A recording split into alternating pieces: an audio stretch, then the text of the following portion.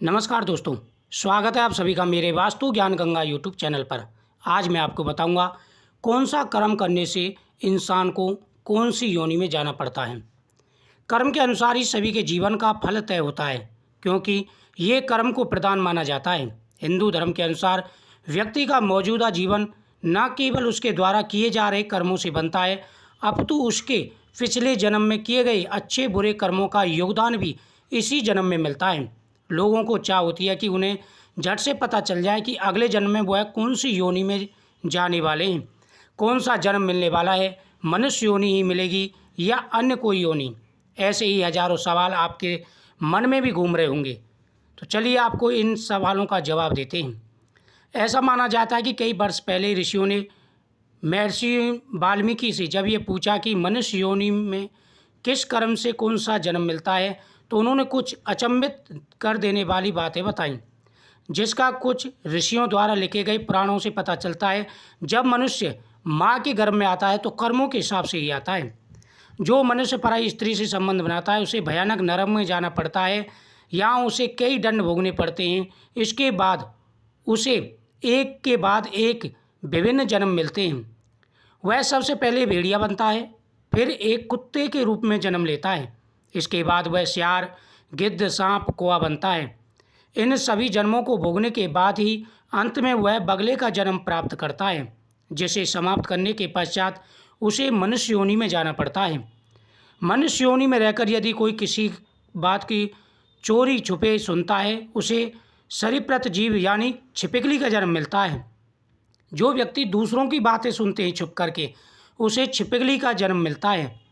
जो व्यक्ति अपने बड़े भाई का अपमान करता है, समाज के सामने उसे नीचा दिखाता है, अगले जन्म में वह व्यक्ति एक कोंच नाम के पक्षी के रूप में जन्म लेता है। इस जन्म को वह 10 वर्षों तक भोगता है, और यदि ईश्वरी कृपा हो जाए तो उसे अगले जन्म में मनुष्य योनि मिलती है। यदि आप इस जन्म में पाप कर रहे हैं, इसका भुगतान भी अगले जन्म में करना होगा। महर्षि व्यास अनुसार स्वर्ण की चोरी करने वाले व्यक्ति को कीड़े के रूप में जन्म लेना पड़ता है, सर्प बनना पड़ता है। जो व्यक्ति चांदी के सामान की चोरी करता है वह कबूतर बनता है। इसके अलावा जो व्यक्ति किसी के वस्त्रों की चोरी करता है उसे अगले जन्म में तोता बनकर जन्म लेना पड़ता है।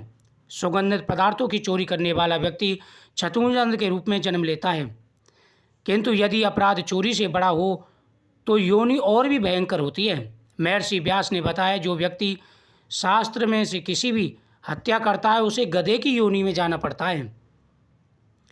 गधे के बाद वह मृग योनि को प्राप्त करता है। किंतु इससे अधिक रोचक बात यह है कि उसकी खुद की हत्या भी शस्त्र से ही होती है। मृग के बाद ऐसी आत्मा मछली, कुत्ता, बाघ और अंत में मनुष्य योनि को पाती हैं। देवताओं और पितरों को संतुष्ट किए बिना मरने वाला व्यक्ति 100 वर्ष तक कौए की योनि में रहता है। इसलिए कहा जाता है, श्राद्ध करते समय कौए को अवश्य भोजन कराएं। इसका शास्त्रों में विशेष महत्व है और इससे पितृ प्रसन्न हो जाते हैं। तो दोस्तों, कभी भी भूल कर के कोई पाप कर्म ना करें। संभव हो सके अच्छे कर्म करने चाहिए। पाप कर्म से पाप योनि या नीच योनि में जाना पड़ता है, और अच्छे कर्म से सुंदर देह मिलती है मनुष्य की। इसलिए जब भी पितृपक्ष आए तो पितरों की पूजा जरूर करें। पितृ प्रसन्न होकर के आशीर्वाद देते हैं। पितरों का आशीर्वाद मिल जाए तो जीवन सफल बन जाता है। जैसा इंसान कर्म करता है उसी प्रकार से उसे योनि की प्राप्ति होती है। मुझे उम्मीद है आपको जानकारी अच्छी लगी। वीडियो को शेयर करें, लाइक करें और चैनल को सब्सक्राइब करें। मिलते हैं नेक्स्ट जानकारी के लिए नेक्स्ट वीडियो में।